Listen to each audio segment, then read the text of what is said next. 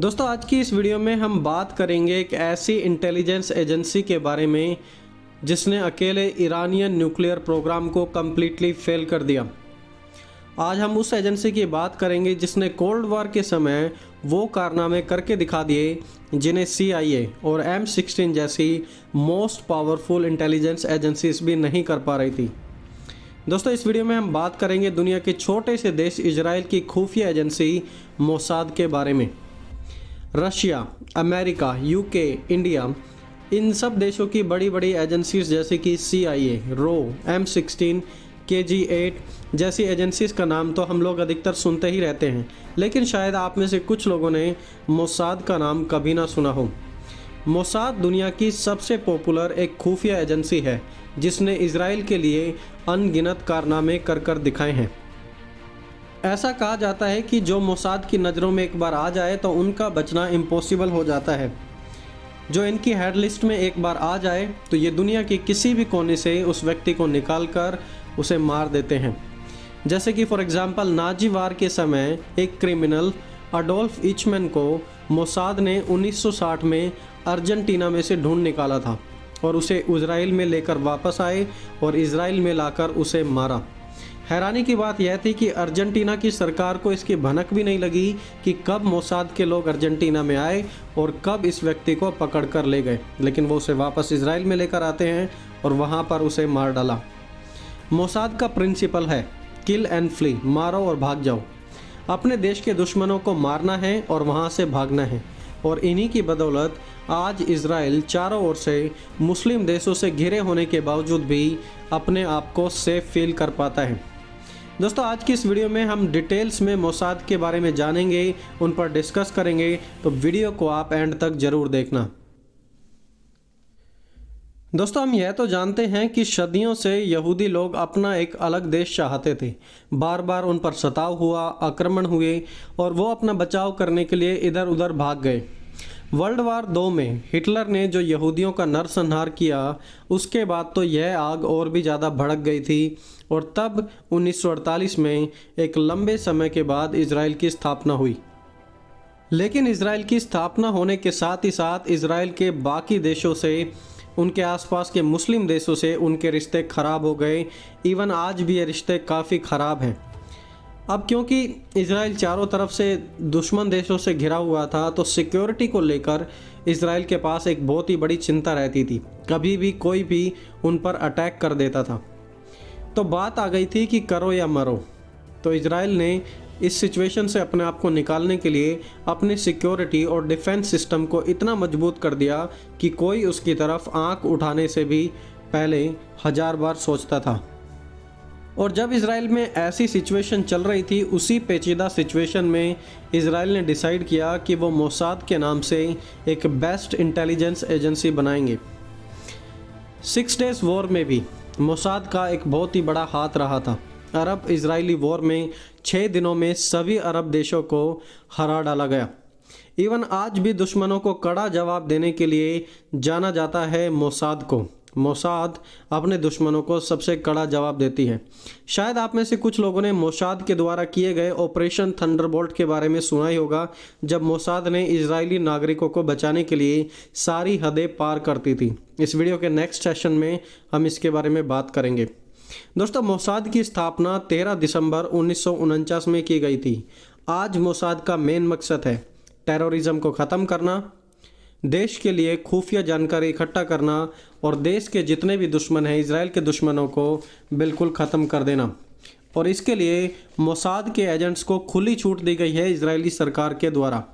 आपको हैरानी होगी कि मोसाद का पर्पस, इनके ऑब्जेक्टिव्स, इनके रोल्स, मिशन, पावर और बजट को किसी भी तरीके से किसी भी गवर्नमेंट ऑर्डर में डिफाइन नहीं किया गया है। इसलिए वो किसी भी लेवल पर जाकर, कहीं पर भी जाकर अपने काम को अंजाम दे सकते हैं।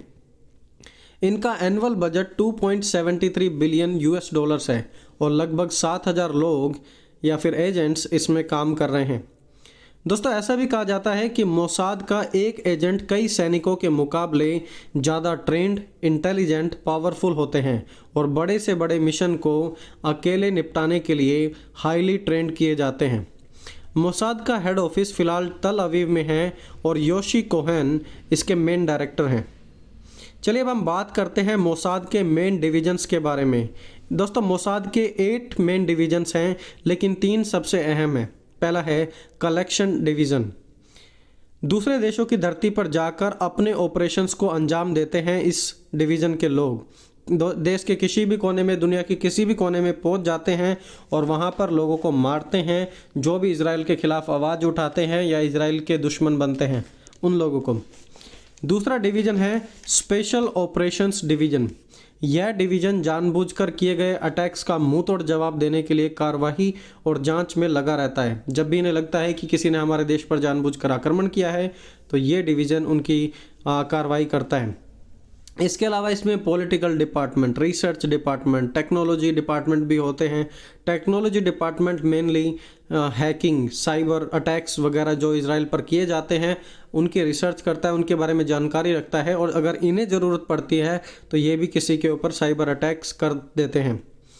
और जब ये सब डिपार्टमेंट्स मिलकर इकट्ठा काम करते हैं तो इनकी टीम का नाम दिया गया है मोसाद, जो कि एकदम मजबूत और दुनिया की एक सबसे बेस्ट इंटेलिजेंस एजेंसीज है।